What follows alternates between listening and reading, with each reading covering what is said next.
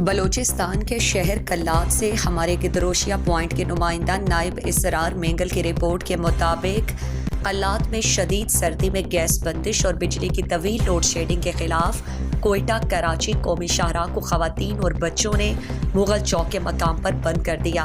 Road की बंदिश के बायस गाड़ियों की लंबी कतारें लग गईं और सैकड़ों मुसाफिर फंस गए। मुजाहिरीन का कहना था कि शदीद सर्दी में गैस बंदिश और बिजली की लोड शेडिंग के साथ साथ आवाम पानी की बूंद बूंद के लिए तरस गए। कल्लात मुल्क का सरतरीन इलाका है, यहाँ गैस नहीं बिजली की तवील लोड शेडिंग से आवाम को शदीद मुश्किलात का सामना है। जब तक हमारे मुतालिबात तस्लीम नहीं किए जाते तब तक बतौर एहतजाज रोड बंद रहेगा। हमारे आवाम में कुछ परेशानी बहुत ज्यादा है। हमारे कल्लात में बहुत ठंड है क्योंकि बिजली टू फेस हो रही है। क्यों चौथा फीडर आया है मगर अभी तक स्टार्ट नहीं हो रहे। इनका मतलब ही क्या है? इन लोगों को बताओ। हमारे गवर्नमेंट में इतना सुस्ती है कि क्यों ये फीडर स्टार्ट नहीं कर सकते।